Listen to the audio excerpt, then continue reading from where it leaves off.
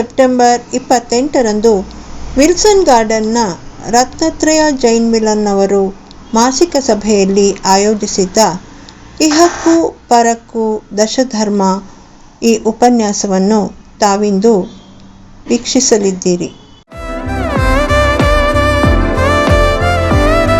ಓಂಕಾರಂ ಬಿಂದು ಸಂಯುಕ್ತಂ ನಿತ್ಯಂ ಧ್ಯಾಯಂತಿ ಯೋಗಿನಃ ಕಾಮದಂ ಮೋಕ್ಷದಂ ಚೈವ ಓಂಕಾರಾಯ ನಮೋ ನಮಃ. ಸರಸ್ವತೀ ನಮಸ್ತುಭ್ಯಂ ವರದೆ ಕಾಮರೂಪಿಣಿ ವಿದ್ಯಾರಂಭಂ ಕರಿಷ್ಯಾಮಿ ಸಿದ್ಧಿರ್ಭವತು ಮೇ ಸದಾ. ಎಲ್ಲರಿಗೂ ಜೈ ಜಿನೇಂದ್ರ ಸಭೆಗೆ ನಮಸ್ಕಾರ.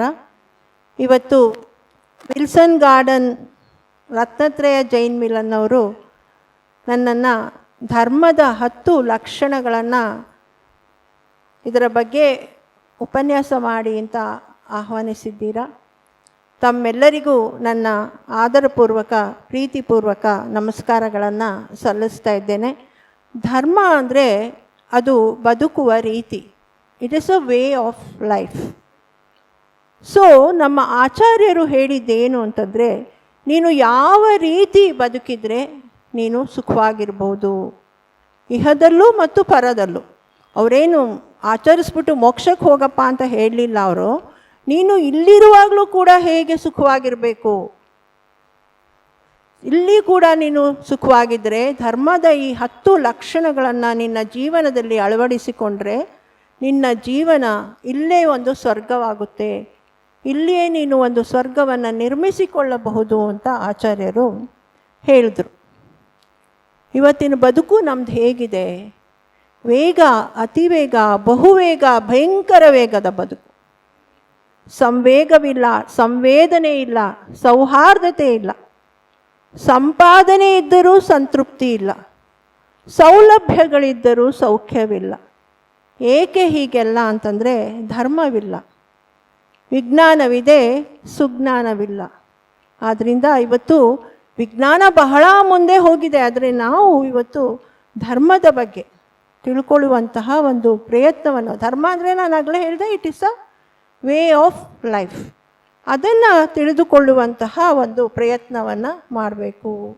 ಸಾವಿರಾರು ವರ್ಷಗಳಿಂದ ಈ ಒಂದು ಬದುಕುವ ಕಲೆಯನ್ನು, not only art of living but even art of dying, ಅದನ್ನು ಕೂಡ ನಮ್ಮ ಹೇಗೆ ಸಮಾಧಿಪೂರ್ವಕವಾಗಿ ಮರಣವನ್ನು ಹೊಂದಬೇಕು ಅನ್ನೋದನ್ನು ಕೂಡ ನಮ್ಮ ಜೈನಾಚಾರ್ಯರು ಸಾವಿರಾರು ವರ್ಷಗಳ ಹಿಂದೆ ಕೂಡ ನಮಗೆ ತಿಳಿಸಿದ್ದಾರೆ. ಉತ್ತಮ ಕ್ಷಮಾ ಮಾರ್ಧವಾರ್ಜವ ಶೌಚ ಸತ್ಯ ಸಂಯಮ ತಪಸ್ತ್ಯಾಗ ಕಿಂಚನ್ಯ ಬ್ರಹ್ಮಚರ್ಯಾಣಿ ಧರ್ಮ. ಇದು ಉಮಾಸ್ವಾತಿಯವರು ತತ್ವಾರ್ಥ ಸೂತ್ರದಲ್ಲಿ ಹೇಳಿರುವಂತಹ ಡೆಫಿನಿಷನ್. ಮನುಷ್ಯರಾಗಿ ಹುಟ್ಟೋದೇ ಫಸ್ಟ್ ಪುಣ್ಯ, ಯಾವ ಜನ್ಮದ ಪುಣ್ಯನೋ ಏನೋ. ಈ ಜೈನ ಕುಲ ಪ್ರಾಪ್ತಿಯಾಗಿದೆ. ಮತ್ತು ಯಾಕೆ ಜೈನ ಕುಲ ಅಂತಂದರೆ ಅಹಿಂಸಾ ಪರಮೋ ಧರ್ಮ ಅನ್ನೋದನ್ನು ಪಾಲಿಸೋರಂಥವ್ರು ನಾವು. ಈ ಫೌಂಡೇಶನಲ್ಲಿ ನಾವು ಜನಿಸಿದ ಮೇಲೆ ಇದರಿಂದ ನಾವು ಮುಂದೆ ಹೋಗಬೇಕಾ, ಮೇಲಿನ ಉನ್ನತ ಗತಿಗಳಿಗೆ ಹೋಗಬೇಕಾ, ಅಥವಾ ಕಷಾಯಗಳನ್ನು ಮಾಡಿಕೊಂಡು ನೀಚ ಗತಿಗಳಿಗೆ ಹೋಗಬೇಕಾ ಅನ್ನೋದನ್ನು ನಾವು ಫಸ್ಟು ಯೋಚನೆ ಮಾಡಬೇಕು. ಏಕೆಂತಂದರೆ ಈ ಉತ್ತಮ ಕ್ಷಮಾದಿ 10 ಧರ್ಮಗಳು ಏನು ಹೊರಗಡೆಯಿಂದ ಬರ್ತಾ ಇಲ್ಲ, ನಮ್ಮ ಆತ್ಮನ ಸಹಜ ಸ್ವಭಾವ. ಈ ಆತ್ಮನ ಸಹಜ ಸ್ವಭಾವವನ್ನು ಕಷಾಯಗಳು, ಕರ್ಮಗಳು ಮರೆ ಮಾಡಿವೆ. ಅದಕ್ಕೆ ನಮ್ಮದು ಪ್ರಕಟ ಆಗ್ತಾ ಇಲ್ಲ, ಈ ಗುಣಗಳು ನಮ್ಮಲ್ಲಿ ಮೂಡ್ತಾ ಇಲ್ಲ. ಸದಾ ನಾವು ಕಷಾಯ ಪೀಡಿತರಾಗಿರೋದ್ರಿಂದಲೇ ನಾವು ಈ ಸಂಸಾರದಲ್ಲಿ ದುಃಖವನ್ನು ಅನುಭವಿಸ್ತಾ ಇದ್ದೀವಿ.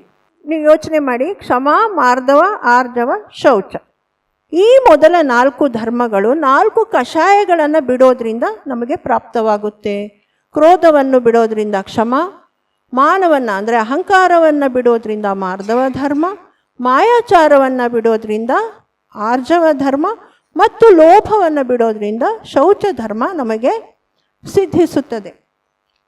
ಕೋಪ ಬರೋದು ಸಹಜನೇ, ಎಲ್ಲರಿಗೂ ಕೋಪ ಬಂದೇ ಬರುತ್ತೆ, ಇಲ್ಲ ಅಂತ ಹೇಳೋಕ್ಕಾಗಲ್ಲ. ಸಂಸಾರದಲ್ಲಿ ಇದ್ಮೇಲೆ ಕೋಪ ಬರುತ್ತೆ. ಆದರೆ ಅದೇ ಕೋಪವನ್ನು ಮನಸ್ಸಲ್ಲಿಟ್ಕೊಂಡು ವೈರವನ್ನಾಗಿ ನಾವು ಮಾಡ್ಕೊಳ್ಬಾರ್ದು. ಇವಾಗ ನಮ್ಮ ಕೈಲಾಗಲ್ಲ, ಅವ್ರು ಏನೋ ನಮಗೆ ತೊಂದರೆ ಮಾಡಿದ್ದಾರೆ, ನೋಡ್ಕೋತೀನಿ ಟೈಮ್ ಬಂದಾಗ. ಆ ಒಂದು ಕ್ರೋಧ ನಮ್ಮ ಮನಸ್ಸಿನಲ್ಲಿ ಇರುತ್ತೆ. ತುಂಬ ಶಕ್ತಿಶಾಲಿ ಆದವನಾದರೆ ಅಲ್ಲೇ ಒಂದು ಏಟು ಹಾಕ್ತಾನೆ, ಇಲ್ಲ ಏನೂ ಮಾಡ್ಬೋದು ಶಕ್ತಿಶಾಲಿ ಆದವನು. ಆದರೆ ಈ ಒಂದು ಇದು ಎಷ್ಟು ವೈರವಾಗಿ ಜನ್ಮ ಜನ್ಮಾಂತರದವರೆಗೆ ಇದು ನಮ್ಮನ್ನು ಬೆಂಬತ್ತುತ್ತೆ. ಅನಂತಾನುಬಂಧಿ ಕ್ರೋಧ. ನೀವು ಗೊತ್ತಿರ್ಬೋದು, ಯಾವುದೇ ಕಷಾಯಗಳ ಗ್ರೇಡಿಂಗ್ ಮಾಡಿದ್ರೂ 4: ಅನಂತಾನುಬಂಧಿ, ಅಪ್ರತ್ಯಾಖ್ಯಾನ, ಪ್ರತ್ಯಾಖ್ಯಾನ ಮತ್ತು ಸಂಜ್ವಲನ. ಯಾವುದೇ ಕಷಾಯ 6 ತಿಂಗಳಿಗಿಂತ ಹೆಚ್ಚಾದರೆ ಅದು ಅನಂತಾನುಬಂಧಿ ಆಗಿಬಿಡುತ್ತೆ. 15 ದಿವಸದಿಂದ 6 ತಿಂಗಳವರೆಗೆ ಯಾವುದಾದ್ರು ಕಷಾಯ ಇದ್ದರೆ ನಮ್ಮಲ್ಲಿ ಅದು ಅಪ್ರತ್ಯಾಖ್ಯಾನ ಕಷಾಯ ಅಂತ ಹೇಳ್ತೀವಿ. ಪ್ರತ್ಯಾಖ್ಯಾನ ಅಂತಂದರೆ 15 ದಿನಗಳ ಒಳಗೆ ಅದು ಕಡಿಮೆ ಆಗುತ್ತೆ, ಮಂದವಾಗುತ್ತೆ. ಸಂಜ್ವಲನ ಅಂದರೆ ಹೀಗಿತ್ತು ಹೀಗಿಲ್ಲ, ಬರುತ್ತೆ. ಮಗು ಮೇಲೆ ಕೋಪ ಮಾಡ್ಕೊಳ್ತೀವಿ, ಒಂದು ಹೊಡಿತೀವಿ, ಅರೆ ಅದ್ರ ಮೇಲೆ ವೈರಸ್ ಆದಿಸ್ತೀವ, ಹಾಗೆ. ಸೊ ಇದಕ್ಕೆ ಉದಾಹರಣೆ ಕೂಡ ಕೊಡ್ತಾರೆ ಕ್ರೋಧದ್ದು. ಈ ಅನಂತಾನುಬಂಧಿ ಕ್ರೋಧ ಕಲ್ಲಿನ ಮೇಲೆ ಬರೆದ ಬರಹದಂತಿದೆ. ಅಂದರೆ ಕಲ್ಲಿನ ಮೇಲೆ ಬರೆದ್ಬಿಟ್ರೆ ನೋಡಿ, ಅದನ್ನು ಅಳಿಸೋದು ಬಹಳ ಕಷ್ಟ. ಅಪ್ರತ್ಯಾಖ್ಯಾನ ಕ್ರೋಧ ಹೇಗಿದೆ ಅಂದರೆ ಮಣ್ಣಿನ ಮೇಲೆ, ಹಸಿ ಮಣ್ಣಿನ ಮೇಲೆ ಬರೆದ್ರೆ ಸ್ವಲ್ಪ ಕಾಲ ಇರುತ್ತದು, ಹಾಗೆ 15 ದಿವಸದಿಂದ 6 ತಿಂಗಳು. ನಂತರ ಪ್ರತ್ಯಾಖ್ಯಾನ ಅದು 15 ದಿವಸದೊಳಗೆ, ಅದು ಮರಳಿನ ಮೇಲೆ ಬರೆದ ಬರಹದಂತಿದೆ.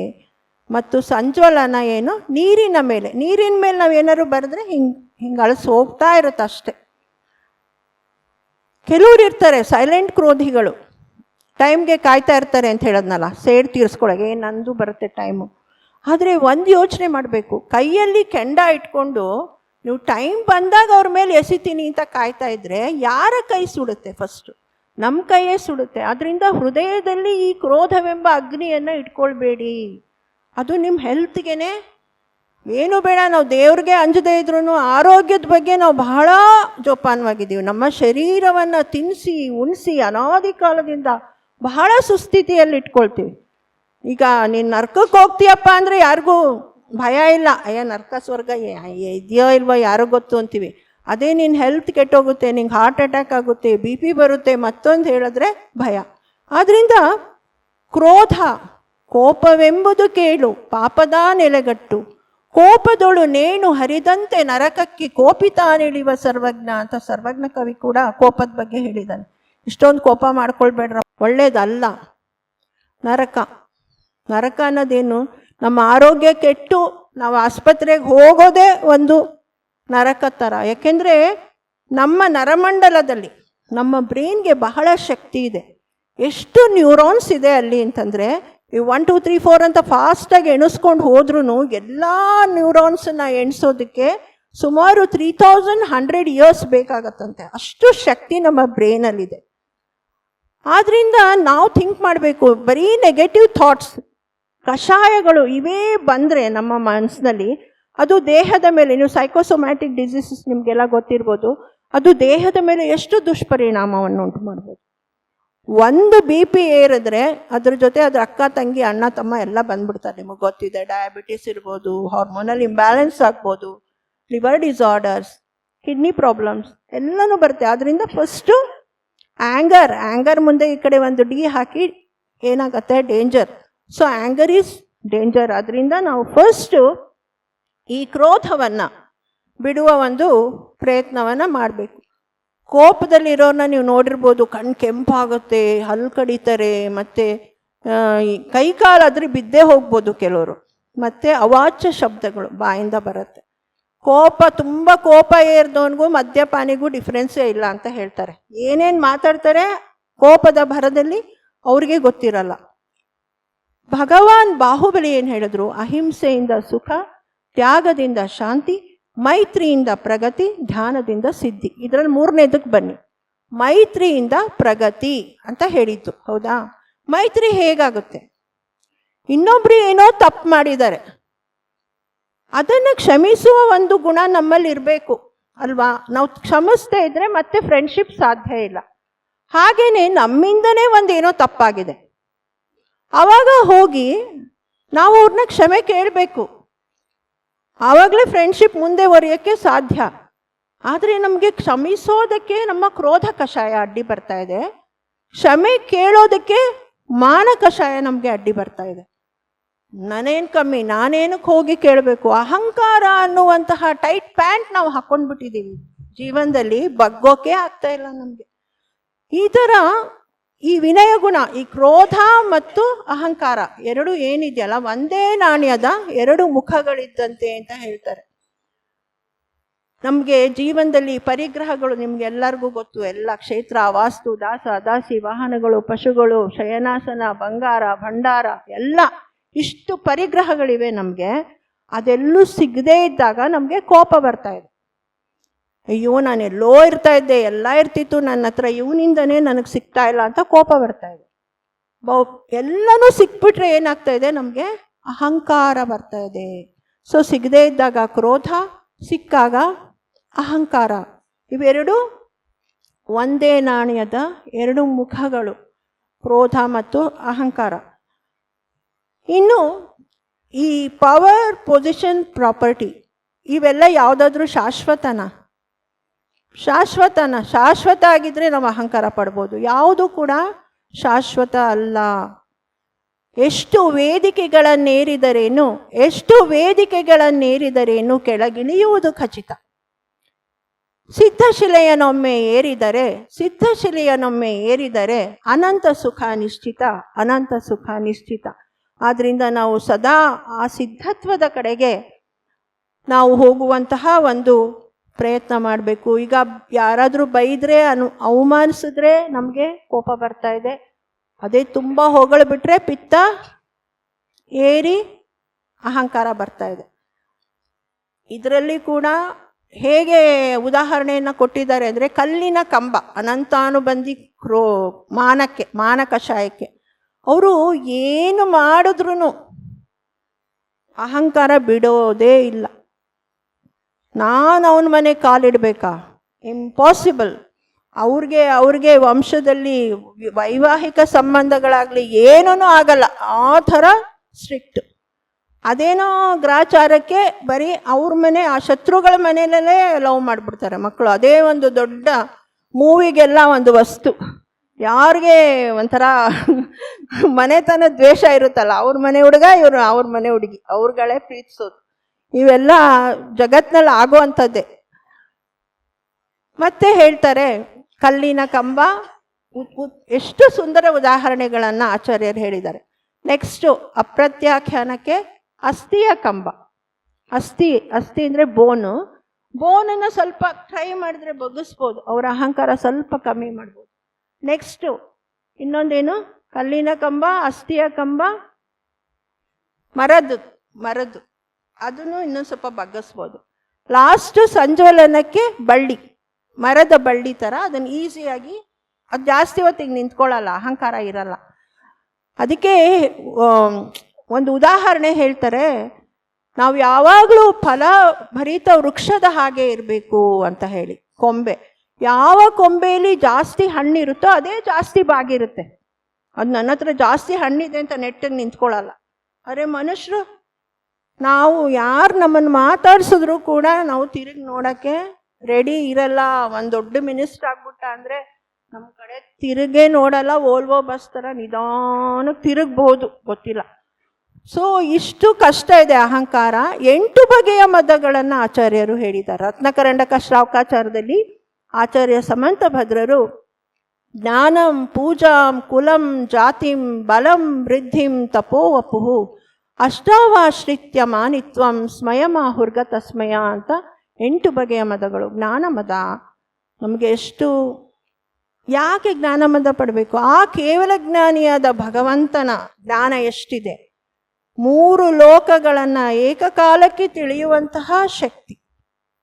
ಆ ಶಕ್ತಿ ನಮಗಿದೆಯಾ? ಇವಾಗೇನೋ ಇಂಜಿನಿಯರ್ ಆಗಿರ್ಬೋದು, CA ಆಗಿರ್ಬೋದು, ಡಾಕ್ಟರ್ ಆಗಿರ್ಬೋದು, ಮುಂದಿನ ಜನ್ಮಕ್ಕೆ ಅದು ಬರತ್ತಾ? ಈ ಜನ್ಮದಲ್ಲಿ ಇಷ್ಟೆಲ್ಲ ಕಷ್ಟಪಟ್ಟು ಓದಿ ಅದು ಯಾವುದೂ ಬರಲ್ಲ.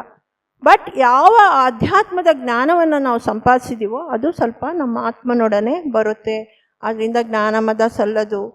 ಪೂಜಾ ಮದ ನಮಗೆಲ್ಲ ಇದೆ. ಪೂಜಾ ಅಂದರೆ ಪೂಜೆ ಮಾಡೋದಲ್ಲ, ಯಾರಾದರೂ ನಮ್ಮನ್ನು ಹೊಗಳಿದ್ರೆ ಅದು ಬಹಳ ಮದ ಬಂದ್ಬಿಡುತ್ತೆ ನಮಗೆ. ಬಟ್ ಒಂದು ಯೋಚನೆ ಮಾಡ್ಬೇಕು ನಾವು, ಮುಂದೆ ಹೊಗಳೋರು ಹಿಂದೆ ತೆಗಳ್ಬೋದು, ತೆಗಳಲ್ಲ ಅಂತ ಏನಲ್ಲ. ಮುಂದೆ ಯಾರ ಒಂದು ಹೊಗಳುವಿಕೆ ಬೆನ್ನ ಹಿಂದೆ ಆಗ್ತಾ ಇದೆಯೋ ಅವರೇ ಪುಣ್ಯಶಾಲಿಗಳು. ಯಾಕೆಂದರೆ ಮುಖಸ್ತುತಿ ಮಾಡೋರು ಇವತ್ತು ಬಹಳ ಜನ ಇದ್ದಾರೆ. ಏನು ದಾನಿಗಳಪ್ಪ ನೀವು, ಏನು ದಾನ ಕೊಡ್ತೀರಾ ಅಂತ ಅಂದ್ಬಿಟ್ಟು ಹಿಂದೆ ಬೈಕ್, ಕಳ್ಳ ದುಡ್ಡು ಅವನಿಗೆ ಅಲ್ಲಿ ರಿಯಲ್ ಎಸ್ಟೇಟಲ್ಲಿ ಅಷ್ಟು ಬರುತ್ತೆ, ಅಷ್ಟು ಕಮಿಷನ್ನು ಕೊಡದಲ್ಲೇ ಏನು ಮಾಡ್ತಾನೆ, ಬ್ಲ್ಯಾಕ್ ಮನಿ ಏನು ಮಾಡಬೇಕು, ಬೈಕೋತಾರೆ. ಸೊ ಪೂಜಾ ಮದ ಏನು ಪ್ರಯೋಜನ? ಜ್ಞಾನಂ ಪೂಜಾಂ ಕುಲಂ ಜಾತಿ. ತಂದೆಯ ವಂಶಕ್ಕೆ ಕುಲ, ತಾಯಿಯ ವಂಶಕ್ಕೆ ಜಾತಿ. ಕೆಲವರು ಹೇಳ್ಕೊತಾರೆ ಪರಿಚಯಕ್ಕೋಸ್ಕರ ನಮ್ಮ ತಂದೆ ಇಂಥವ್ರು ತಾಯಿ ಇಂಥವ್ರು ಹೇಳೋದು ತಪ್ಪಿಲ್ಲ, ನಮ್ಮ ಪರಿಚಯ ಹೇಳುವಾಗ ಪೂರ್ವಿಕರ ಹೆಸರು ಹೇಳಬೇಕು. ಆದರೂ ಅದನ್ನೇ ಕೊಚ್ಕೊಂಡು ಅವರು ರಾಜವಂಶದವರು ಮತ್ತೊಂದು ವಂಶದವರು ಅಂತ ಹೇಳ್ಕೊಂಡು ಕೂತಾಗ ನೀನೇನಾಗಿದ್ಯಾ ಇವತ್ತು? ನಾವೇನೂ ಆಗ್ದಲೇ ಬರೀ ಪೂರ್ವಿಕರದೇ ಹೇಳ್ಕೊಂಡು ಕೂತ್ಕೊಂಡ್ರೆ ಯೂಸ್ ಇಲ್ಲ.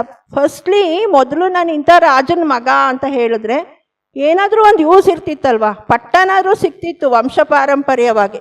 ಇವಾಗ ಏನಿಲ್ಲ, ಎಲ್ಲರೂ ಇಲೆಕ್ಷನ್ಗೆ ನಿಂತ್ಕೋಬೇಕು. ಸೊ ಏನು ಯೂಸ್ ಇದೆ? ಕುಲ, ಜಾತಿ, ಬಲ, ಶಾರೀರಿಕ ಬಲ.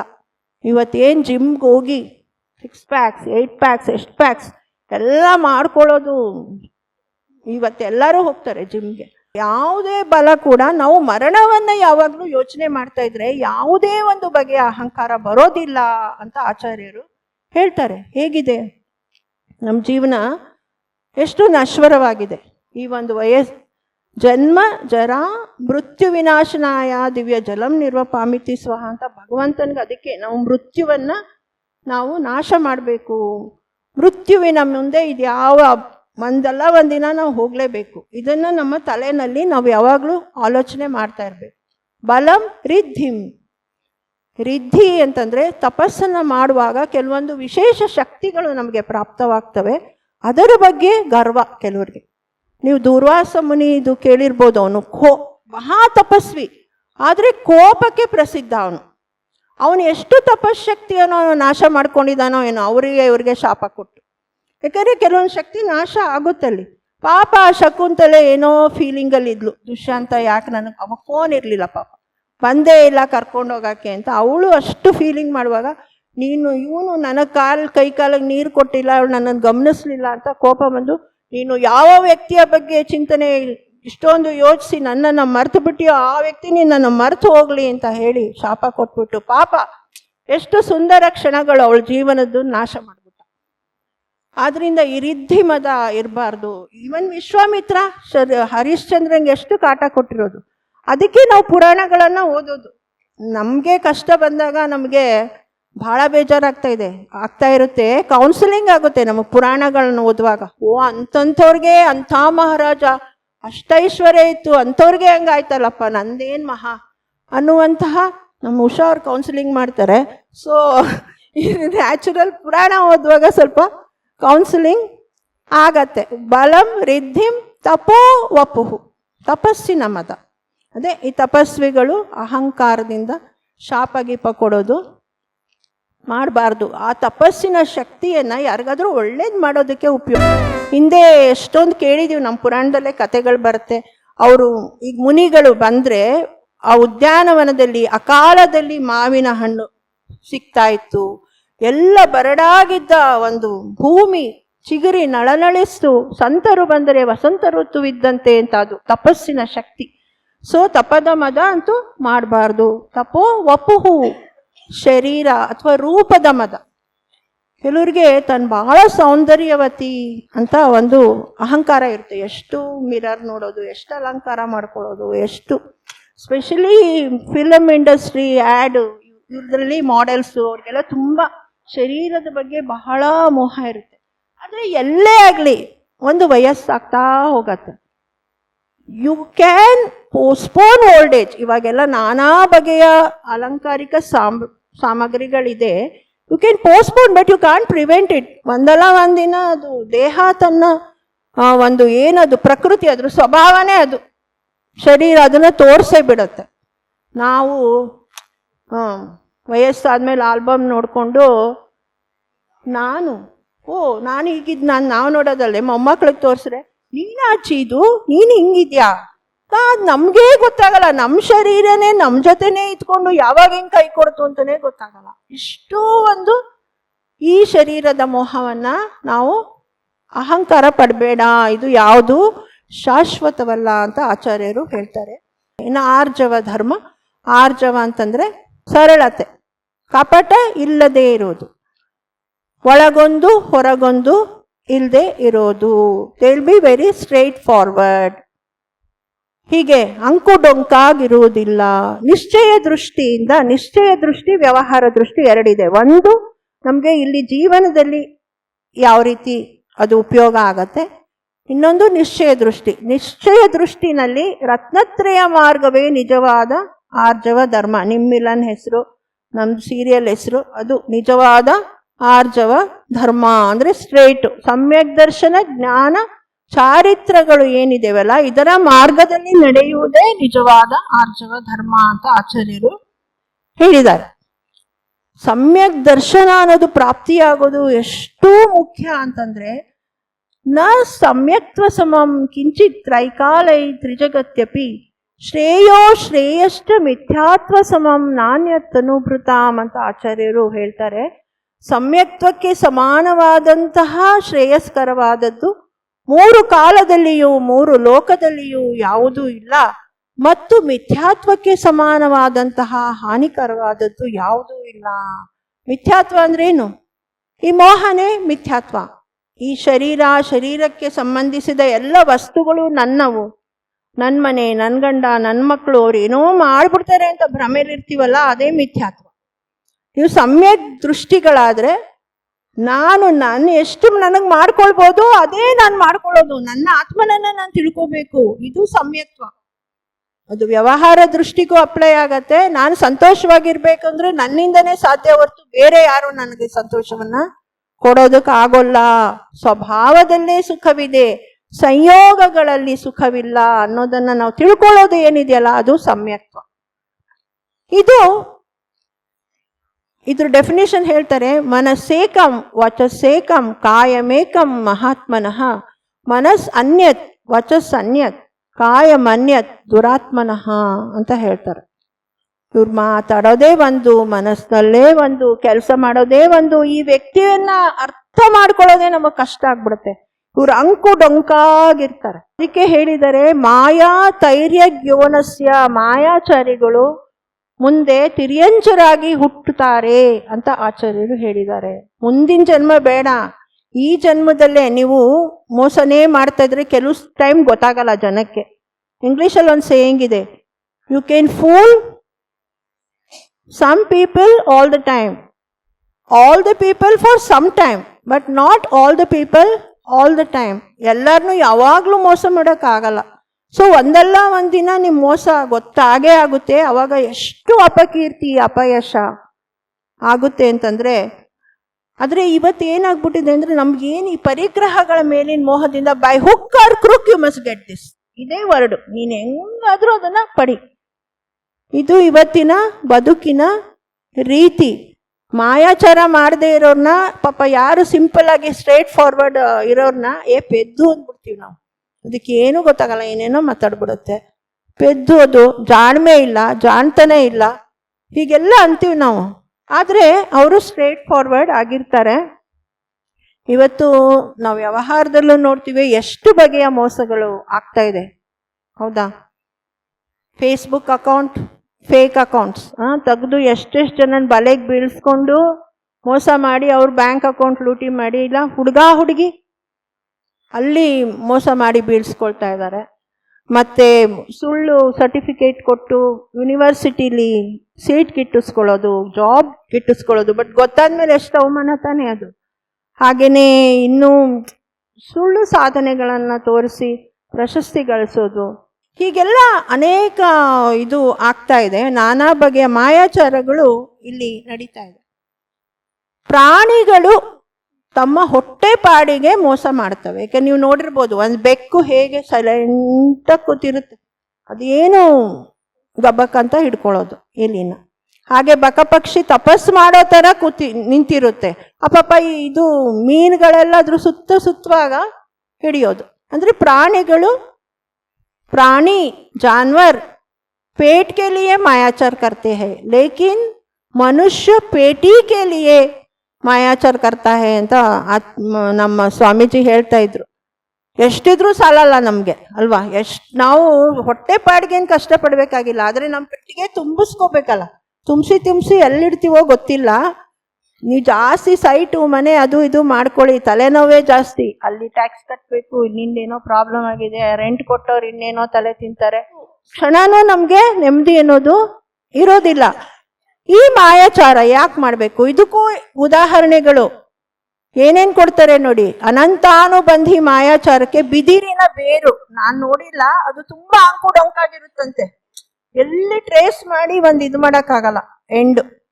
ಮತ್ತೆ ನೆಕ್ಸ್ಟ್ ಅಪ್ರತ್ಯಾಖ್ಯಾನ ಮಾಯಾಚಾರಕ್ಕೆ ಆಡಿನ ಕೊಂಬುನು ಡೊಂಕಾಗಿರುತ್ತೆ.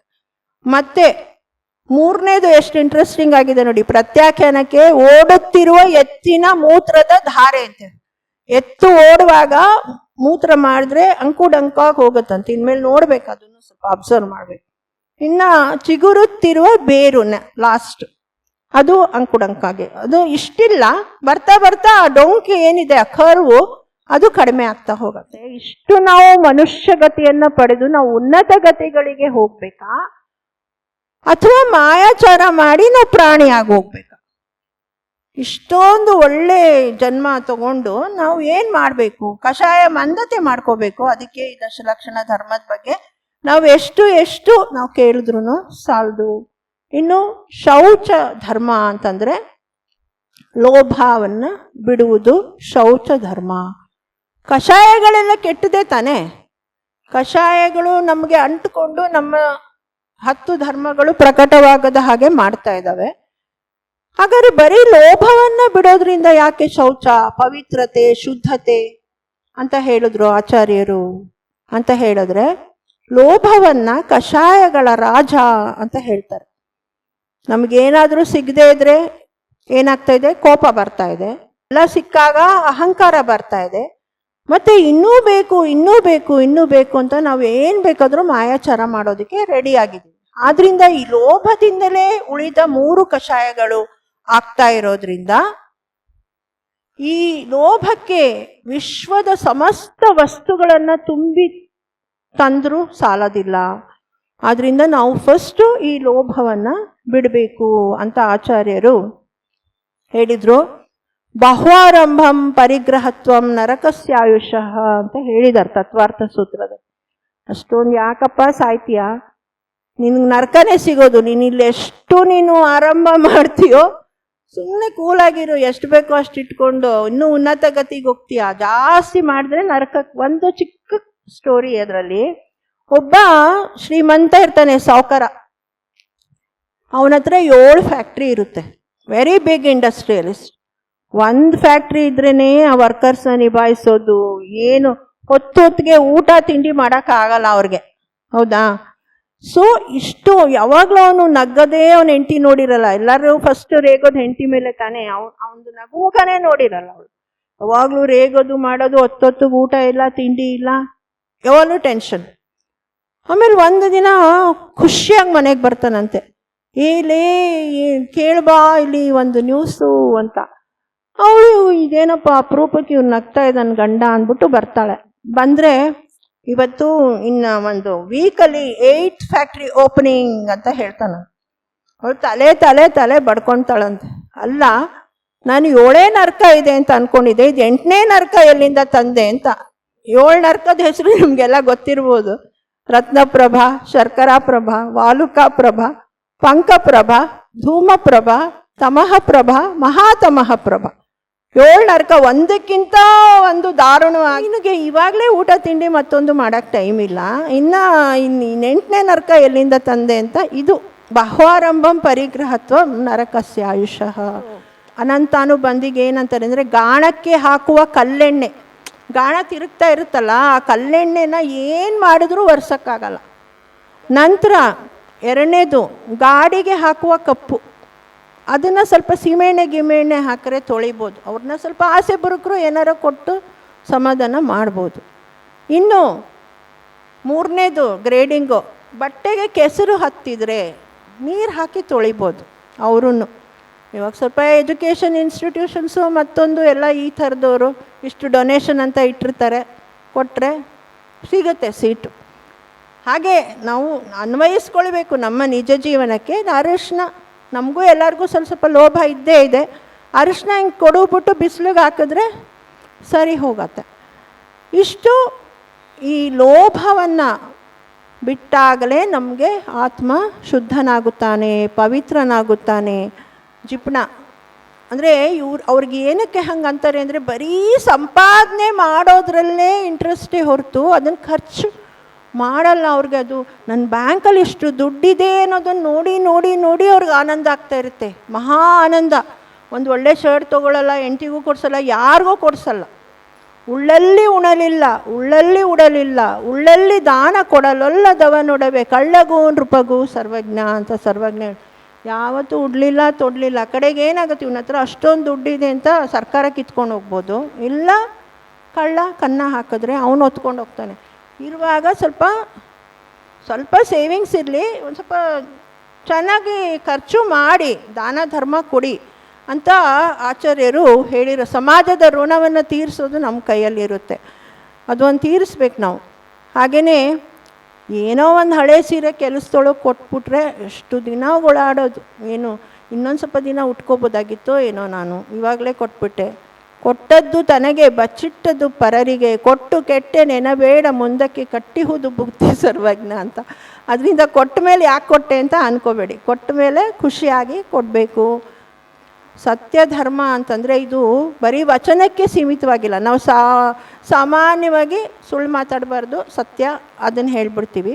ಬಟ್ ಸತ್ಯ ಅಂದರೆ ಆತ್ಮನ ದನಿ, ಅದು ಆತ್ಮನಿಂದ ಬರುವಂತಹ ದನಿ, ಆತ್ಮನ ಧರ್ಮ ಮತ್ತು ಆತ್ಮನ ನಿಜ ಸ್ವಭಾವ ಹೇಗಿದೆ ಇದು. ನಾವು ನೀವು we can know only partial truth, we can know the complete truth ಯಾವುದೇ ಕಾಲಕ್ಕೂ. ತ್ರಿಕಾಲಜ್ಞ, ನಾವು ಸಾರ್ವಕಾಲಿಕ ಸತ್ಯವನ್ನು ತಿಳಿಯೋದಕ್ಕೆ ಸಾಧ್ಯ ಇದೆಯಾ? ಜೈನ ಧರ್ಮ ಅನೇಕಾಂತಮಯವಾದ ಧರ್ಮ ಅಂತ ಹೇಳ್ತಾರೆ. ಇವಾಗ ಯಾವುದೇ ವಸ್ತುವನ್ನಾಗಲಿ ವಿಷಯವನ್ನಾಗಲಿ ಎಲ್ಲ ಆ್ಯಂಗಲ್ಸಿಂದ ನೋಡಿದಾಗಲ ಮಾತ್ರ ನಮಗೆ ಪರಿಪೂರ್ಣವಾದ ಸತ್ಯ ಗೊತ್ತಾಗುತ್ತೆ. 360 ಡಿಗ್ರಿ ವ್ಯೂ ಅಂತ ಅಂದ್ಕೊಳ್ಳಿ. ಬಟ್ 360 ಡಿಗ್ರಿ ವ್ಯೂ ಅಷ್ಟೇ ಅಲ್ಲ, ಅದಕ್ಕೆ ಇನ್ನೊಂದು ಫ್ಯಾಕ್ಟರ್ ಇದೆ. ಏನಂದರೆ ಅದು ಟೈಮ್ ಫ್ಯಾಕ್ಟರ್. ಯಾಕೆಂತಂದರೆ ನಾನು ಇವತ್ತು ಬದುಕಿದ್ದೀನಿ, ನಾನು ಇದು ತಿಳ್ಕೊಳ್ತೀನಿ, ಬಟ್ ಹಿಂದೆ ಏನಾಗಿತ್ತು ಅದು ಗೊತ್ತಾಗತ್ತಾ ನನಗೆ? ಹಾಗೆಯೇ ನಾವು ಇವತ್ತು ಹಿಸ್ಟ್ರಿ ಬುಕ್ಕಲ್ಲಿ ಓದ್ತೀವಲ್ಲ, ಅದು ನಾವು ಪ್ರಿಂಟ್ ಆಗಿದ್ದೆಲ್ಲ ಸತ್ಯ ಅಂತ ಅಂದ್ಕೊಳ್ತೀವಿ. ಬಟ್ ಅವಾಗ ಏನಾಗಿತ್ತು, ಏನು ದಾಖಲಿಸಿದ್ರು ಅದನ್ನೆಲ್ಲ ನಾವು ತಿಳ್ಕೊಳ್ಳೋದಕ್ಕೆ ಸಾಧ್ಯ ಇಲ್ಲ. ಆದ್ದರಿಂದ ಕೇವಲ ಜ್ಞಾನಿ ಮಾತ್ರ ಅವನು ತ್ರಿಕಾಲಜ್ಞ ಮತ್ತು ಎಲ್ಲ ವಿಷಯಗಳನ್ನು ಸತ್ಯ ಧರ್ಮದ ಒಂದು ಅಧಿಕಾರ ಯಾರಿಗಿದೆ ಅಂತಂದರೆ ಕೇವಲ ಜ್ಞಾನಿ ಭಗವಂತನಿಗೆ. ಸ್ವರ್ಗಾಪವರ್ಗಗಮ ಮಾರ್ಗ ವಿಮಾರ್ಗಣೇಷ್ಟ ಸದ್ಧರ್ಮ ತತ್ವಕಥನೈಕಪಟುಸ್ತ್ರಿಲೋಕ್ಯಾ ದಿವ್ಯಧ್ವನಿರ್ಭವತಿ ತೇ ವಿಶದಾರ್ಥ ಸರ್ವ ಭಾಷಾ ಸ್ವಭಾವ ಪರಿಣಾಮ ಗುಣ ಪ್ರಯೋಜ್ಯ. ಇಲ್ಲಿ ದಿವ್ಯಧ್ವನಿ ಬಗ್ಗೆ ನಾವು ಯಾಕೆ, ಪರಮ ಸತ್ಯವನ್ನು ಅರಿತ ಭಗವಂತನ ಮುಖಕಮಲದಿಂದ ಬರೋದು ದಿವ್ಯಧ್ವನಿ, ಆಯಿತಾ? ದಿವ್ಯಧ್ವನಿ ಯಾಕೆ ಪರಮ ಸತ್ಯ ಅಂತಂದರೆ, ಇವಾಗ ದಿವ್ಯಧ್ವನಿಗೆ ಒಂದು ಭಾಷೆ ಇದೆಯಾ? ಭಾಷೆ ಇದೆಯಾ? ಎಲ್ಲ ಪ್ರಾಣಿಗಳಿಗೆ ಅವ್ರವ್ರ ಭಾಷೆನಲ್ಲೇ ಅರ್ಥ ಆಗ್ತಾಯಿದೆ. ಈಗ ಏನಂದರೆ, ಇವಾಗ ಫಾರ್ ಎಕ್ಸಾಂಪಲ್ ಒಬ್ಬ ಯಾರೋ ಜರ್ಮನಲ್ಲಿ ಮಾತಾಡ್ತಾ ಇದ್ದಾನೆ, ಅವ್ನು ಸತ್ಯನೇ ಮಾತಾಡ್ತಾ ಇರ್ಬೋದು, ನನಗೆ ಬರಲ್ಲ ಆ ಭಾಷೆ. ಸೊ ನನಗೇನು ಅರ್ಥ ಆಯಿತು? ಅರ್ಥ ಆಗಲಿಲ್ಲ. ನನ್ನ ಭಾಷೆನಲ್ಲಿ ನನಗೆ ಹೇಳಿದ್ರೇ ನನಗೆ ಅರ್ಥ ಆಗೋದು, ಸತ್ಯ ಅರ್ಥ ಆಗೋದು. ಆದ್ದರಿಂದ ಈ ದಿವ್ಯಧ್ವನಿ ನೋಡಿ, ಅದರ ಸ್ಪೆಷಾಲಿಟಿ ಅದು ಎಲ್ಲ ಪ್ರಾಣಿಗಳಿಗೆ ಅವ್ರವ್ರ ಭಾಷೆನಲ್ಲೇ ಅರ್ಥ ಆಗ್ತಾಯಿದೆ. ಹಾಗೆಯೇ ಲಿಪಿ ಇಲ್ಲ, ದಿವ್ಯಧ್ವನಿಗೊಂದು ಲಿಪಿ ಇದೆಯಾ? ಎಗೇನ್ ಇವಾಗ ಶಾಸನಗಳನ್ನ ಬರೀತಾರೆ, ಯಾವುದೋ ಅವರು ಹಳೆಗನ್ನಡ ಯಾವುದ್ರಲ್ಲಿ ಬರೆದ್ರೆ ನಮಗೆ ಅದು ಸತ್ಯ ಗೊತ್ತಾಗಲ್ಲ. ಈ ದಿವ್ಯಧ್ವನಿಗೆ ಲಿಪಿನೇ ಇಲ್ಲ. ಸೊ ಪರಮ ಸತ್ಯವನ್ನು ನಮಗೆ ಬೋಧಿಸುತ್ತಿರುವ ಕೇವಲ ಜ್ಞಾನಿ, ಅವನ ಮುಖಕಮಲದಿಂದ ಯಾವ ವಾಣಿ ಹೊರಟಿತೋ ಅದೇ ಸತ್ಯ ಧರ್ಮ ಮತ್ತು ಮಾತಾಡುವಾಗ್ಲೂ ಈಗ ಸತ್ಯ ವಚನಕ್ಕೆ ಬಂದರೆ, ಏಕೆಂದರೆ ಸತ್ಯ ಮಹಾವ್ರತ, ಸತ್ಯ ಅಣುವ್ರತ ಕೂಡ ಇದೆ ವ್ಯಾವಹಾರಿಕ ದೃಷ್ಟಿಯಿಂದ. ಹಿತಂ ಬ್ರೂಯಾತ್ ಮಿತಂ ಬ್ರೂಯಾತ್ ನ ಬ್ರೂಯಾತ್ ಸತ್ಯಂ ಅಪ್ರಿಯಂ ಅಂತ ಹೇಳ್ತಾ ಇದ್ದಾರೆ. ಯಾಕೆಂದರೆ ಇನ್ನೊಬ್ಬರಿಗೆ ಅಪ್ರಿಯವಾಗುವ, ಯಾಕಂದ್ರೆ ನಮ್ಮದು ಅಹಿಂಸಾ ಪರಮೋ ಧರ್ಮ. ಅಹಿಂಸಾ ಪರಮೋ ಧರ್ಮ ಅನ್ನೋ ಸತ್ಯತಾನೆ ಎಲ್ಲರೂ ಒಪ್ಕೋತೀರ ಅಲ್ವಾ? ಹಾಗಾದರೆ ಇನ್ನೊಬ್ಬರಿಗೆ ನೋವುಂಟು ಆಗುವ ಮಾತನ್ನು ನಾವು ಆಡಿದರೆ ಅದು ಸತ್ಯ ಧರ್ಮ ಆಯಿತಾ? ಸತ್ಯವನ್ನು ನಾವು ಅಹಿಂಸೆ ಅಂತ ಹೇಳಿದ್ಮೇಲೆ ಇನ್ನೊಬ್ಬರಿಗೆ ಮನಸ್ಸು ನೋವು ಆಗು ಹಾಗೆ ಬೇಕಂತ ಕುಕ್ಕಿ ಮಾತಾಡ್ತಾ ಇದ್ದರೆ ಅದು ಸತ್ಯ ವಚನ ಆಗೋದಿಲ್ಲ ಅಂತ ಹೇಳ್ತಾರೆ. ರತ್ನತ್ರಯದ ವೀಕ್ಷಕರಿಗೆಲ್ಲ ವಂದನೆ. ಮಾತಿನ ಬಗ್ಗೆ ಎಷ್ಟು ಗಾದೆಗಳು, ವೇದ ಸುಳ್ಳಾದರೂ ಗಾದೆ ಸುಳ್ಳಾಗಲ್ಲ ಅಂತಾರೆ. ಮಾತು ಬಲ್ಲವ ಮಾಣಿಕ ತಂದ, ಮಾತು ಬಾರದವ ಜಗಳ ತಂದ ಅಂತ ಒಂದಿದೆ. ಮಾತು ಮನೆ ಕೆಡಿಸಿತು, ತೂತು ಒಲೆ ಕೆಡಿಸಿತು. ಮಾತು ಬೆಳ್ಳಿ, ಮೌನ ಬಂಗಾರ. ಮಾತೇ ಮುತ್ತು, ಮಾತೇ ಮೃತ್ಯು. ಹಾಗೆಯೇ ಹೇಗೆ ಮಾತಾಡಬೇಕು? ನುಡಿದರೆ ಮುತ್ತಿನ ಹಾರದಂತಿರಬೇಕು, ನುಡಿದರೆ ಸ್ಫಟಿಕದ ಶಲಾಕೆಯಂತಿರಬೇಕು, ನುಡಿದರೆ ಮಾಣಿಕ್ಯದ ದೀಪ್ತಿಯಂತಿರಬೇಕು ಅಂತ ಮಾತಿನ ಬಗ್ಗೆ ಅನೇಕ ಕೋಟ್ಸ್ ಇದೆ. ಸೊ ನಾವು ಬರೀ ಶಾಸ್ತ್ರದಲ್ಲಿ ಅಷ್ಟೇ ಅಲ್ಲ, once the words come out of your mouth you have no control. ಮತ್ತೆ ಅದನ್ನು ತೆಗೆದು ಬಾಯಲ್ಲಿ ಹಾಕೊಳ್ಳೋಕ್ಕಾಗೋದೇ ಇಲ್ಲ. ಆದ್ದರಿಂದ you have to watch your words. ಏನು ಮಾತಾಡ್ತೀವಿ, ಯಾರ ಮನಸ್ಸು ನೋಯಿಸ್ತಾ ಇದ್ದೀವಿ. A tongue of 2 inches can kill a man of 6 feet ಅಂತ ಹೇಳ್ತಾರೆ. ಆದ್ದರಿಂದ ಬಹಳ ಎಚ್ಚರವಾಗಿ ನಾವು ಮಾತುಗಳನ್ನು ಆಡಬೇಕು. ಇನ್ನು ಸಂಯಮ ಧರ್ಮ, ಸಂಯಮ ಮನಸ್ಸು ಮತ್ತು ಇಂದ್ರಿಯಗಳನ್ನು ನಿಗ್ರಹಿಸಿ ಕಷಾಯಗಳನ್ನು ದಮನ ಮಾಡಿ ಪರಿಗ್ರಹ ಭೋಗಗಳಲ್ಲಿ ಇಚ್ಛೆಯನ್ನು ಕಡಿಮೆ ಮಾಡಿಕೊಳ್ಳುವುದೇ ಸಂಯಮ ಧರ್ಮ ಅಂತ ಆಚಾರ್ಯರು ಡೆಫಿನಿಷನ್ ಹೇಳ್ಬಿಟ್ರು. ಡೆಫಿನಿಷನ್ ಹೇಳೋಕ್ಕೆ ಭಾಳ ಸುಲಭ, ಹೇಳ್ತಾ ಬಾಯಿಗೆ ಬಂದ್ಬಿಡುತ್ತೆ. ಆದರೆ ಅದನ್ನು ಆಚರಿಸೋದು ಬಹಳ ಬಹಳ ಕಷ್ಟ. ಎಷ್ಟಿದೆ? 5 ಇಂದ್ರಿಯಗಳಿವೆ. ಅದ್ರ ಮೇಲೆ ಆರ್ಕೆಸ್ಟ್ರಾ, 5 ಇಂದ್ರಿಯದ ಆರ್ಕೆಸ್ಟ್ರಾ ಮೇಲೆ ಮನಸ್ಸು ಒಂದು ಕಮಾಂಡರು, ಮಾಸ್ಟ್ರು. ಅದು ಒಂದೊಂದು ಇಂದ್ರಿಯದ ಲೋಭಕ್ಕೆ ಸಿಲುಕಿ ಹೇಗೆ ಪ್ರಾಣಿಗಳು ಪ್ರಾಣವನ್ನು ಕಳ್ಕೊಂಡು ಅನ್ನೋ ಉದಾಹರಣೆ ಬೇಕಾದಷ್ಟಿದೆ. ಇದರಲ್ಲಿ ಸ್ಪರ್ಶನೇಂದ್ರಿಯ ಮತ್ತು ರಸನೇಂದ್ರಿಯ ಬಹಳ ಡೇಂಜರಸ್ ಇಂದ್ರಿಯಗಳು.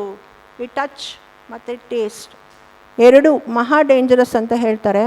ಸ್ಪರ್ಶನೇಂದ್ರಿಯಕ್ಕೆ ನೋಡಿ, ಈಗ ಆನೆನ ಕೆಡ್ಡದಲ್ಲಿ ಹೆಂಗೆ ಬೆಳೆಸ್ಕೋತಾರೆ.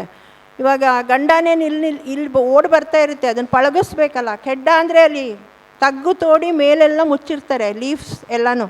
ಅದಕ್ಕೆ ತಗ್ಗು ಕಾಣಲ್ಲ. ಅಲ್ಲೊಂದು ಹೆಣ್ಣಾನೆ ಅಥವಾ ಹೆಣ್ಣಾನೆಯ ಮೂರ್ತಿ, ಒಂದು ಪ್ರತಿಕೃತಿಯನ್ನು ನಿಲ್ಲಿಸಿರ್ತಾರೆ. ಇದು ಓಡಿ ಬಂದು ಅದನ್ನು ಕೂಡಬೇಕು ಅನ್ನೋ ಇಚ್ಛೆಯಲ್ಲಿ ಆ ಹಳ್ಳಕ್ಕೆ ಬಿದ್ದೋಗುತ್ತೆ ಆನೆ.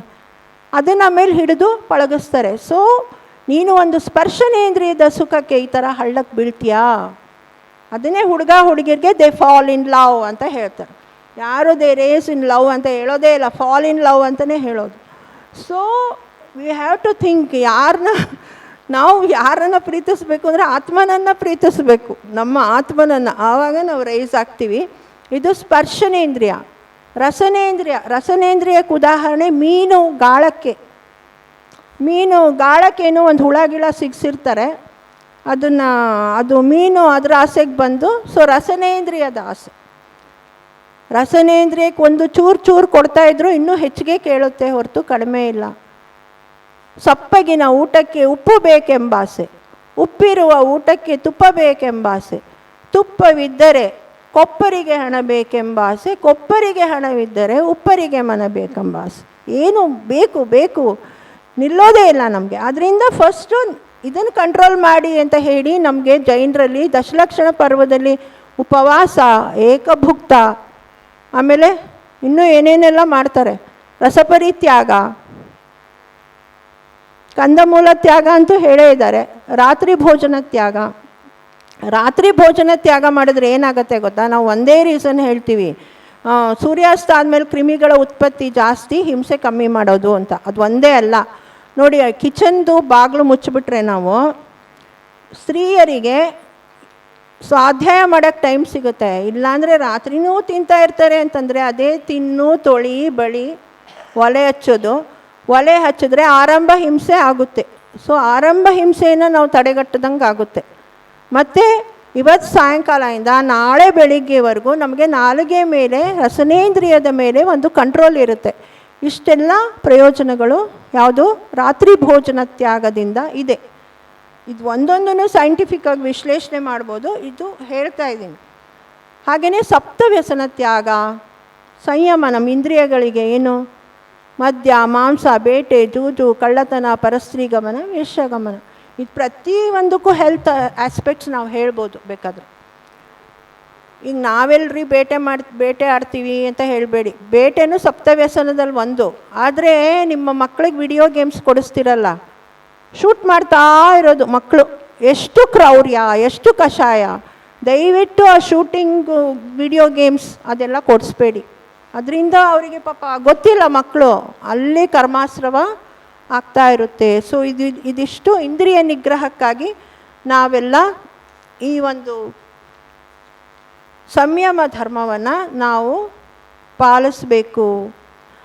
ಮಹಾಕವಿ ರತ್ನಾಕರ ಒಂದು ಸುಂದರವಾದ ಅದಕ್ಕೆ ಹೇಳ್ತಾನೆ, ಬಿಡದೆ ಕಷಾಯಮಂ ಸುಡದೆ ಇಂದ್ರಿಯ ತೃಷ್ಣೆಗಳಂ ಪರೀಶಃ ಕೊಡನಿದಿರಾಗಿ ಗೆಲ್ಲದೆ ಸುಗುಪ್ತಿಗಳಂ ಪುಗದಾತ್ಮನಂ ಮಲಂ ಪಿಡಿದೊಡಲಿಂದೆ ಬೇರ್ಪಡಿಸಿ ನೋಡದೆ ಸುಮ್ಮನೆ ಕರ್ಮಶತ್ರುವೆ ಬಿಡು ಬಿಡು ಪೋಗೆನಲ್ ನುಡಿಗೆ ಪೋದಪುದೆ ಅಪರಾಜಿತೇಶ್ವರ. ಈ ಶರೀರವನ್ನು ಈಗೆಲ್ಲ ಹೇಳ್ಬಿಟ್ರು, ಕಷಾಯವನ್ನು ಬಿಡಿ, ಇಂದ್ರಿಯ ತೃಷ್ಣೆಗಳನ್ನು ಇವೆಲ್ಲನೂ ಬಿಡ್ದಲೆ, ತಪವನ್ನು ಮಾಡ್ದಲೆ ಮುಂದೆ ಬರುತ್ತೆ ತಪ. ಸುಮ್ಮನೆ ಕರ್ಮಶತ್ರುವೆ ಬಿಡು ಬಿಡು ಪೋಗೆನಲ್ ನುಡಿಗೆ ಪೋದಪುದೆ. ಹೋಗಪ್ಪ ಈಗ ಅಂತೀವಲ್ಲ, ಗೆಟ್ ಔಟ್ ಅಂದ್ಬಿಟ್ರೆ ಹೊಟ್ಟೋಗ್ಬಿಡುತ್ತಾ ಕರ್ಮ? ಹೋಗಲ್ಲ. ಇದೆಲ್ಲ ನಾವು ಪರಿಶಹಗಳನ್ನು ಸಹಿಸಬೇಕು, ದಿಗಂಬರತ್ವವನ್ನು ಧಾರಣೆ ಮಾಡಬೇಕು. ಆತ್ಮನೇ ಬೇರೆ, ಶರೀರನೇ ಬೇರೆ ಅಂತ ಇಲ್ಲೆಲ್ಲೋ ಪುಸ್ತಕದಲ್ಲಿ ಬರೆದಿದ್ದಾರೆ, ಓದ್ಬಿಟ್ಟು ನಾನು ಹೇಳ್ತಾ ಇದ್ದೀನಿ. ಅನುಭವ ಆಗಿದೆಯಾ ನಮಗೆ? ಯಾವಾಗ ಅನುಭವ ಆಗ್ತಾಯಿದೆ? ತಪಸ್ಸಿಗೆ ಮುನಿಗಳು ನಿಂತಾಗ ಅವರನ್ನು ಜೀವಂತ ಹುಲಿಗಳು ತಿಂದ್ವಲ್ಲ, ಸುಕುಮಾರಸ್ವಾಮಿ ಕಥೆಯಲ್ಲಿ ಬರುತ್ತಲ್ಲ, ಅವಾಗ ಅವ್ರು ತಪಸ್ಸಿನಲ್ಲೇ ನಿರತರಾಗಿ ಮೋಕ್ಷಕ್ಕೆ ಹೋದರು, ಉಪಸರ್ಗ ಕೇವಲಿಗಳು. ಅವಾಗ ಅವ್ರಿಗೆ ಅನುಭವನೇ ಆಗಲಿಲ್ವಾ? ನೋವು ಅನುಭವ ಆಗಲಿಲ್ವಾ? ಅಥವಾ ಅವ್ರು ಸಹಿಸಿದ್ರಾ? ಅಥವಾ ಅವರು ಶರೀರ ಆತ್ಮನಿಗಿಂತ ಭಿನ್ನ ಅಂತ ಹೇಳಿ ಅಷ್ಟು, ಇವಾಗ ಇವ್ರಿಗೊಂದು ಪೇನ್ ಆಗ್ತಾಯಿದೆ ಅಂದ್ಕೊಳ್ಳಿ, ಉಷಾ ಅವ್ರಿಗೆ, ನನಗೆ ಅನುಭವ ಆಗತ್ತಾ? ಆಗಲ್ಲ. ಹಾಗೆಯೇ ಶರೀರ ನನ್ನಿಂದ ಭಿನ್ನ, ನಾನು ಪರಿಶುದ್ಧನಾದ ಆತ್ಮ, ಶರೀರ ಬೇರೆ ಅಂದ್ಕೊಂಡ್ಮೇಲೆ ಶರೀರಕ್ಕಾಗೋ ನೋವು ನನಗೆ ಗೊತ್ತಾಗಬಾರ್ದಲ್ಲ. ಆ ತರಹದ ಲೆವೆಲನ್ನು ನಾನು ರೀಚ್ ಆಗಬೇಕು. ಬಟ್ ಅನುಭೂತಿ ಆಗಬೇಕು ಅಂತಂದರೆ ಪರಿಶಹಗಳನ್ನು ಸಹಿಸದೆ, ಪರಿಶಹಗಳು ಅಂದರೆ ದೇಹ ಮತ್ತು ಮನಸ್ಸಿಗೆ ಆಗುವ ಬಾಧೆಗಳು. ಯಾರಾದರೂ ಒಂದು ಮುಂದೆ ನಿಂತು ನಂಗೆ ಬೈದ್ಬಿಟ್ರೆ ಹೆಂಗೆ ತಡ್ಕೊಳಕ್ಕಾಗತ್ತಾ? ಆಗಲ್ಲ. ನನ್ನ ಶರೀರಕ್ಕೆ ಬೈತಾ ಇದ್ದಾರೆ ಬಿಡು ಅಂತ ನಾನು ಸುಮ್ಮನೆ ಇರೋಕ್ಕಾಗಲ್ಲ. ಸೊ ಇದು ಇಷ್ಟು. ಅದಕ್ಕೆ ತಪಸ್ಸು ಬೇಕು. ತಪಸ್ಸು ಮಾಡ್ದಲೇ ಪರಿಶಹ ಜಯ ಸಾಧ್ಯನಾ? ತಪಸ್ಸುಗಳು 12 ತಪ ಹೇಳ್ತಾರೆ. ತಪಸ್ಸಿಂದ ಇಡೀ ದಿನ ಮಾಡಿದ್ರೂ ಮುಗಿಯಲ್ಲ. ಹೇಗೆ ಹೊನ್ನ ಕಲ್ಲನ್ನು, ಒಂದು ಕಲ್ಲಲ್ಲಿ ಈಗ ಮೈನ್ಸಲ್ಲೆಲ್ಲ ಸಿಗುತ್ತಲ್ಲ, ಆ ಕಲ್ಲಲ್ಲಿ ಚಿನ್ನ ಇದೆ ಅಂತ ನಮಗೆ ನಿಮಗೆ ಗೊತ್ತಾಗಲ್ಲ, ಅಕ್ಕಸಾಲಿಗನಿಗೆ ಮಾತ್ರ ಗೊತ್ತಾಗತ್ತೆ. ಅದನ್ನು ಚೆನ್ನಾಗಿ ಹೈ ಡಿಗ್ರಿ ಟೆಂಪ್ರೇಚರಲ್ಲಿ ಕುದಿಸಿದಾಗ ಆ ಚಿನ್ನ ಹೊರಗೆ ಬರುತ್ತೆ. ಹಾಗೆ ಈ ದೇಹವನ್ನು ತಪದಿಂದ ತಪಿಸಿದರೆ ನಮಗೆ ಆ ಆತ್ಮನ ಒಂದು ವೈಭವ, ಆತ್ಮನ ಒಂದು ಶಕ್ತಿ, ಅನಂತ ಜ್ಞಾನ, ಅನಂತ ದರ್ಶನ, ಅನಂತ ವೀರ್ಯ, ಅನಂತ ಸುಖ ಏನಿದೆ ಅಲ್ಲ, ಅದು ಪ್ರಾಪ್ತವಾಗುತ್ತದೆ ಅಂತ ಹೇಳ್ತಾರೆ. ತ್ಯಾಗ ಬಂತು. ತ್ಯಾಗ ಅಂತಂದರೆ ಪರವಸ್ತುಗಳ ತ್ಯಾಗ. ಹೌದಾ? ಸಿಂಪಲ್, ಪರವಸ್ತುಗಳ ತ್ಯಾಗ. ಪರವಸ್ತುಗಳು ಏನು? ಪರವಸ್ತುಗಳು ನಾನೇ ನಿಮ್ಮದು ತೊಗೊಂಡಿಲ್ವಲ್ಲ. ಈ ಒಂದು 60, 80, 40, 100 ಸೈಟು ನಾನೇ ತೊಗೊಂಡಿದ್ದು ನನ್ನ ಸಂಪಾದನೆಯಲ್ಲಿ. ಈ ಕಾರು ನಾನೇ ತೊಗೊಂಡಿದ್ದು, ನನ್ನ ಮಕ್ಕಳನ್ನೆಲ್ಲ ನಾನೇ ಓದಿಸಿದ್ದು. ಸೊ ಇದೆಲ್ಲ ಪರ ಹೆಂಗಾಗುತ್ತೆ? ಬಟ್ ಪರವಸ್ತು ಅಂದರೆ ಈ ಶರೀರ ಮತ್ತು ಶರೀರಕ್ಕೆ ಸಂಬಂಧಿಸಿದ ಎಲ್ಲ ವಸ್ತುಗಳು ನನ್ನದಲ್ಲ ಅಂತ ಯಾವಾಗ ನಮ್ಮ ಜ್ಞಾನದಲ್ಲಿ ಬರುತ್ತೆ ಆವಾಗ ತ್ಯಾಗ ಆಗುತ್ತೆ. ತ್ಯಾಗಕ್ಕೂ ದಾನಕ್ಕೂ ಡಿಫ್ರೆನ್ಸ್ ಇದೆ. ಕೆಲವರೆಲ್ಲ ಬರೀ ದಾನದ ಹೇಳ್ತಾರೆ. ತ್ಯಾಗ ಏನು ಅಂದರೆ ನಂದಲ್ಲ ಅಂತ ಬಿಟ್ಬಿಡೋದು. ಇದು ನಂದಲ್ವೇ ಅಲ್ಲ, ನಂದಲ್ಲ, ಇದು ಮೊಬೈಲ್ ನಿಮ್ದಾ, ನಂದಲ್ಲ. ಬಟ್ ನಾನು ನಂದು ಇನ್ನೊಬ್ಬರು ಉಪಕಾರಕ್ಕೆ ಕೊಡ್ತಾಯಿದ್ದೀನಿ ಅಂತ ಕೊಡೋದು ದಾನ. ದಾನದಿಂದ ಪುಣ್ಯ ಸಂಪಾದನೆ ಆಗ್ತಾಯಿದೆ, ತ್ಯಾಗದಿಂದ ಕರ್ಮ ನಿರ್ಜರೆ ಆಗುತ್ತೆ. ನಾವು ಯಾವಾಗ ಸಮಸ್ತ ಪರಿಗ್ರಹಗಳನ್ನು ತ್ಯಾಗ ಮಾಡ್ತಾ ಹೋಗ್ತೀವಿ ಅದರಿಂದ ಕರ್ಮ ನಿರ್ಜರೆ ಆಗುತ್ತೆ. ಹಾಗೆಯೇ ಅದಕ್ಕೆ ಈ ಒಂದು BT ಟೆಕ್ ಈಗ ತ್ಯಾಗಕ್ಕೆ ನೋಡಿ, ಇವಾಗ ನನಗೆ ಆ್ಯಪಲ್ ತ್ಯಾಗ ಅಂತ ಹೇಳಿದ್ರೆ ಆ ಆ್ಯಪಲ್ ನನ್ನ ಹತ್ರ ಇರಬೇಕು ಅಂತ ಏನಿಲ್ಲ. ನನ್ನ ಆ್ಯಪಲ್ ತ್ಯಾಗ ಅಂದರೆ ನನ್ನ ಜೀವನಮಾನ ಪರ್ಯಂತ ನಾನು ಆ್ಯಪಲ್ ತಿನ್ನಲ್ಲ. ಅದೇ ಆ್ಯಪಲ್ ದಾನ ಅಂತಂದರೆ ಆ್ಯಪಲ್ ನನ್ನ ಹತ್ರ ಇರಬೇಕು, ದಾನ ತೊಗೊಳ್ಳೋರು ಇರಬೇಕು, ನಾನು ದಾನ ಕೊಡಬೇಕು. ನನ್ನ ಹತ್ರ ಆ್ಯಪಲ್ ಹೇಳ್ದಲೇ ನಾನು ದಾನ ಕೊಟ್ಟಿದ್ದೀನಿ ತಗೋ ಅಂತಂದರೆ ಏನು ಅರ್ಥ ಇರುತ್ತೆ? ಸೊ ದಾತೃ, ಪಾತ್ರ, ದಾನ ಕೊಡುವ ವಸ್ತು ಮೂರೂ ಇರಬೇಕು ದಾನದಲ್ಲಿ. ಆಮೇಲೆ ಆ್ಯಪಲ್ನ ದಾನ ಕೊಟ್ಟರೆ ಮತ್ತೆ ಆ್ಯಪಲ್ ತಿನ್ನಬಾರ್ದು ಅಂತ ಏನಿಲ್ಲ. I can have it. ಅದಕ್ಕೆ ಆ್ಯಪಲ್ ತ್ಯಾಗಕ್ಕೂ ಆ್ಯಪಲ್ ದಾನಕ್ಕೂ ಯಾವುದೇ ಆಗಲಿ ಡಿಫ್ರೆನ್ಸ್ ಇದೆ. ಇದನ್ನು ನಾವು ತಿಳ್ಕೊಳ್ಬೇಕು, ದಾನಕ್ಕೂ ತ್ಯಾಗಕ್ಕೂ ಇರುವ ಡಿಫ್ರೆನ್ಸ್. ಹಾಗೆಯೇ ಮೇನ್ಲಿ ಎಲ್ಲದರಲ್ಲಿ ನಾವು BT ಟೆಕ್ನಾಲಜಿ ಅಂದ್ರೇನು? ಬಾಹುಬಲಿ ಟೆಕ್ನಾಲಜಿ. ಸಮಸ್ತವನ್ನು ತ್ಯಾಗ ಮಾಡಿದ್ದು ಯಾರು? ಬಾಹುಬಲಿ. ನಮ್ಮ ಬಾಹುಬಲಿ ರಾಜ್ಯ, ಕೋಶ, ಭೋಗ, ಭಾಗ್ಯ ನಾವೇನು ಮಹಾ ತ್ಯಾಗ ಮಾಡ್ಬೋದು? ಎಲ್ಲವನ್ನು ತ್ಯಾಗ ಮಾಡಿ ಗೆದ್ರೂ, ಯುದ್ಧದಲ್ಲಿ ಗೆದ್ರೂ ಅವನು ಎಲ್ಲದನ್ನು ಬಿಟ್ಕೊಟ್ಟ. ನಂದೇ ಅಂತ ನಿಂತ್ಕೋಬೋದಾಗಿತ್ತಲ್ಲ, ಅಷ್ಟು ನಿಂತ್ಕೊಂಡ್ರೂ ಅಣ್ಣನ ಜಾಗದಲ್ಲಿ ನಿಂತ್ಕೊಂಡಿದ್ದೀನಿ ಅಂತ ಕಸಿವಿಸಿ ಅವನೇ ಗೆದ್ದಿದ್ದ ಜಾಗ ಆದ್ರೂ ಅದು ಪರ. ಇಷ್ಟು ಸೂಕ್ಷ್ಮವಾಗಿದೆ ಧರ್ಮ. ಶರೀರ ತ್ಯಾಗದ ಬಗ್ಗೆ ಹೇಳ್ತಾರೆ ನೋಡಿ. ಶರೀರ ಮಾಧ್ಯಮಂ ಖಲು ಧರ್ಮ ಸಾಧನಂ, ಎಲ್ಲರಿಗೂ ಗೊತ್ತಿದೆ. ಈ ಶರೀರ ಧರ್ಮ ಸಾಧನೆವರೆಗೂ ಮಾತ್ರ ಉಪಯೋಗಿಸ್ಕೊಳ್ತಾರೆ ಮುನಿಗಳು. ಯಾವಾಗ ಈ ಶರೀರದಿಂದ ಧರ್ಮ ಸಾಧನೆ ಸಾಧ್ಯವಿಲ್ಲ, ದಿಗಂಬರ ಮುನಿಗಳು ನಿಂತ್ಕೊಂಡೇ ಆಹಾರ ಸೇವಿಸ್ಬೇಕಲ್ವಾ, ಅವ್ರಿಗೆ ಕಡೆಗೆ ತುಂಬ ವಯಸ್ಸಾದಾಗ ನಿಂತ್ಕೊಂಡು ಆಹಾರ ಸೇವಿಸೋಕ್ಕೆ ಆಗಲ್ಲ.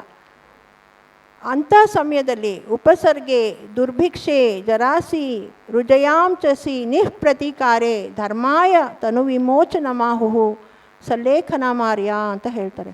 ಉಪಸರ್ಗಗಳಾದಾಗ, ವಯಸ್ಸಾದಾಗ, ರೋಗ ರುಚಿನೆಗಳು ಬಂದಾಗ ಧರ್ಮಕ್ಕಾಗಿ ಅವರು ಶರೀರ ತ್ಯಾಗವನ್ನು ಮಾಡ್ತಾರೆ.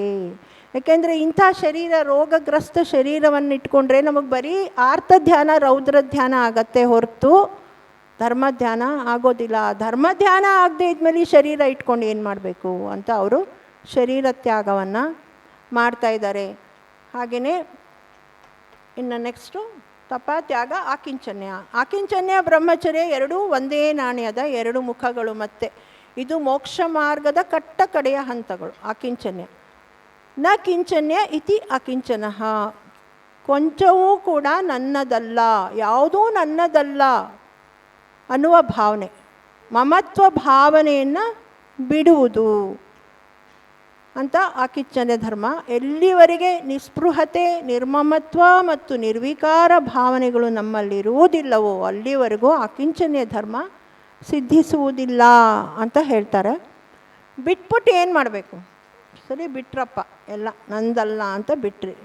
ಬಿಟ್ಮೇಲೆ ಏನಾರ ಮಾಡಬೇಕಲ್ಲ, ಬರೀ ಬಿಡು ಅನ್ನೋ ಧರ್ಮ ಅಲ್ಲ. ಬಿಟ್ಟು ಏನು ಮಾಡ್ತೀಯಾ?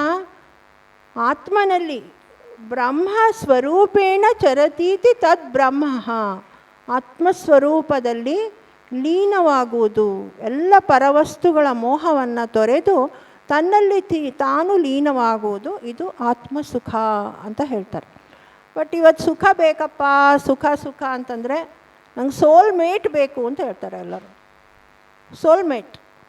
ಸೋಲ್ಮೇಟ್ ಸಿಕ್ಬಿಟ್ರೆ ಸುಖವಾಗಿರ್ತಾರೆ. ಮದುವೆನಲ್ಲೂ ಅಷ್ಟೇ, ಇವಾಗ ಏನು ಹೊಸದು ಸೋಲ್ಮೇಟ್ ಎಲ್ಲಿಂದ ಸಿಗ್ತಾರೆ? ಸೋಲ್ಮೇಟು ನಮ್ಮ ಸೋಲೇ ನಮಗೆ ಕಾಣಲ್ಲ. ಸೋಲ್ ಹೇಗೆ ಕಣ್ಣಿಗೆ ಹಚ್ಚಿದ ಕಾಡಿಗೆ ನಮಗೆ ಕಾಣ್ತಾನೇ ಇಲ್ಲ.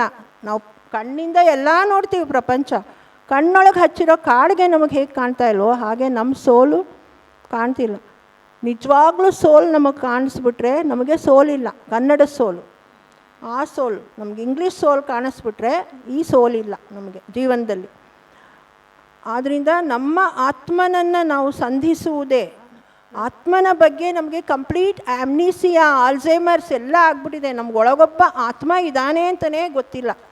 ಬರೀ ಮಕ್ಳಿಗೆ ಹಾರ್ಟ್ ಇದೆ, ಕಿಡ್ನಿ ಇದೆ, ಲಿವರ್ ಇದೆ, ಬ್ರೇನು ಇರುತ್ತೆ ಒಬ್ಬೊಬ್ಬರಿಗೆ, ಸೊ ಬ್ರೇನ್ ಇದೆ, ಹೀಗೆಲ್ಲ ಹೇಳ್ಕೊಡ್ತೀವಿ. ಆತ್ಮನ ಬಗ್ಗೆ ನಮಗೆ ಅರಿವು ಇಲ್ಲ. ಸುಮ್ಮನೆ ಆತ್ಮಾನುಭೂತಿ ಅಂತೆಲ್ಲ ದೊಡ್ಡ ದೊಡ್ಡ ಮಾತು ಹೇಳ್ತೀವಷ್ಟೆ, ಅದು ಹೇಳಿದಷ್ಟು ಸುಲಭ ಇಲ್ಲ. ಆದ್ದರಿಂದ ನಾವು ಮೊದಲನೇದಾಗಿ ನಮ್ಮ ಆತ್ಮನಲ್ಲಿ ಕ್ಷಮೆ ಯಾಚಿಸಿ ಇವತ್ತು, ಏಕೆಂದರೆ ಇಂತಹ ಅನಂತ ಸುಖ ಸ್ವರೂಪಿಯಾದ ಆತ್ಮನನ್ನು ನಾವು ಕಷಾಯದಲ್ಲಿ ಮುಳುಗಿಸ್ಬಿಟ್ಟು ಆ ಸುಖನೆಲ್ಲ ನಾವೇ ಮರೆ ಮಾಡ್ಕೊಂಬಿಟ್ಟಿದ್ವಿ. ಬ್ರಹ್ಮಚರ್ಯ ಅಂದ್ರೇನು? ಆತ್ಮನನ್ನು ಆತ್ಮನಿಂದಲೇ ಆತ್ಮನಿಗೋಸ್ಕರವೇ ತಿಳಿಯೋದು. The rule by the people, of the people, for the people ಅಂತ ಹೇಳ್ತೀವಲ್ಲ, ರಿಪಬ್ಲಿಕ್ಕು ಹಂಗೆ. ಸೊ ಇಷ್ಟು ಬ್ರಹ್ಮಚರ್ಯ. ಆದರೆ ವಿಲ್ಸನ್ ಗಾರ್ಡನ್ನು, ಇಲ್ಲಿ ಬನಶಂಕರಿಯವರು, ಮೇಲಿರೋ ಎಲ್ಲ ಗಣ್ಯರಿಗೆ ಬಹಳ ಸಂಯಮ ಇದೆ ಅಂತ ಮಾತ್ರ ನನಗಿವತ್ತು ಗೊತ್ತಾಯಿತು.